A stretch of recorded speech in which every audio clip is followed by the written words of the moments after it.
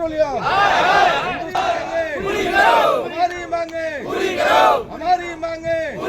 ये नारे लगा रहे लोग कोई और नहीं बल्कि हिंदुस्तान पेट्रोलियम के ट्रांसपोर्टर हैं, जिनका आरोप है कि एचपीसीएल के अधिकारी नियमों को दरकिनार कर कुछ खास ट्रांसपोर्टरों का फायदा करा रहे हैं। इतना ही नहीं, बिना किसी कारण के कुछ स्थानीय ट्रांसपोर्टरों की गाड़ियों को टेंडर से बाहर कर दिया।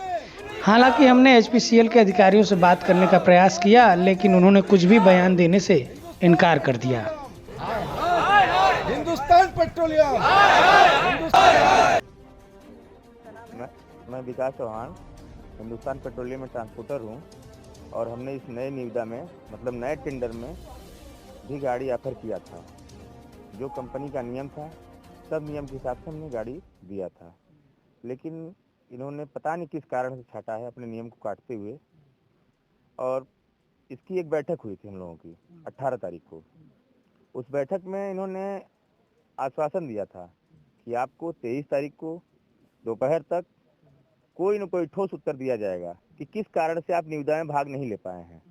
लेकिन अभी तक पूछे जाने पर गोल मटोल घुमा करके जवाब दे रहे हैं और इसी कारण से हम लोग धरना प्रदर्शन में बैठे हुए हैं। जब तक हमारी मांगे पूरी नहीं होंगी, हमें सही उत्तर सही जानकारी नहीं मिलेगी किस कारण से छटे हैं, तब तक अनिश्चितकालीन के लिए हम लोग इसी तरह से बैठे रहेंगे। बैठेंगे सर, जैसे हम वैसे भी मर रहे हैं, बच्चे परिवार की रोजी रोटी का सवाल है। 200 हमारे पास ड्राइवर खलासी हैं, सारे लोगों की रोजी रोटी का सवाल है। उनके बच्चे परिवार मरेंगे, हम भी यहीं पे मरेंगे। इनके कहने पे हमने नई गाड़ियां कर्ज लेकर के 10 करोड़ रुपए का कर्ज लेकर के बॉटम लोडिंग की टैंकर बनवा के तैयार कर दिया, जो कि बॉटम लोडिंग केवल मुगल सराय में इन्हीं के एचपीसीएल के पास है। अब इस स्थिति में हम कहाँ जाएं, ये हमको बताएं कि हम क्या करें। नहीं आए थे एक लोग, अभी गोल मटोल घुमा के चले गए कि आइए कॉन्फ्रेंस में बात करते हैं, यहाँ करते हैं, वहाँ करते हैं। एक हफ्ते से ये लोग क्या कर रहे हैं हम यही जानना चाहते हैं और हमें सही उत्तर दें किस कारण से आप इस निविदा से बाहर हुए हैं। हम एकदम आराम से शांतिपूर्वक घर चले जाएंगे। जब गाइडलाइन इनकी थी भैया, सारे मतलब एक कैपिंग मतलब एक ट्रांसपोर्ट में 20 गाड़ी की थी, जिसमें कि ये 10-10 ही ले सकते हैं, उससे ऊपर इनको नहीं लेना था। लेकिन किसी ट्रांसपोर्ट की 20 गाड़ी, किसी ट्रांसपोर्ट की 17 गाड़ी, 15 गाड़ी एक एक कॉलम में। जिनकी गाड़ियां ली गई हैं वो लोग क्या स्थानीय ट्रांसपोर्टर हैं कि बाहर? नहीं, वो बाहरी ट्रांसपोर्टर हैं, वो छत्तीसगढ़ के हैं। जिनको भी टेंडर यहाँ मिला है, लगभग 10 ट्रांसपोर्टरों को छत्तीसगढ़ के ट्रांसपोर्टर जो लोग हैं उनको टेंडर दिया गया है।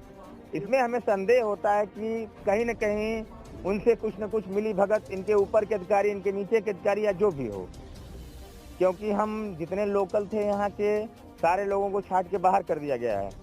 इनके यहाँ हम 7 साल से साथ में मिलके काम कर रहे हैं और इनके कहने पे नई नई गाड़ियाँ लेकर के 10-10 लाख रुपए के गाड़ी में खर्चा करके बॉटम किट लगवा दी, जो कि किसी डिपो में चलने योग्य गाड़ियाँ नहीं बची हैं। अब इस स्थिति में हम कहाँ जाएंगे, अपने बच्चे परिवार का खर्च कैसे निकालेंगे, महीने की EMI हम कहाँ से जमा करेंगे, इस पर हम विवश होकर के यहाँ धरने पर बैठे हैं।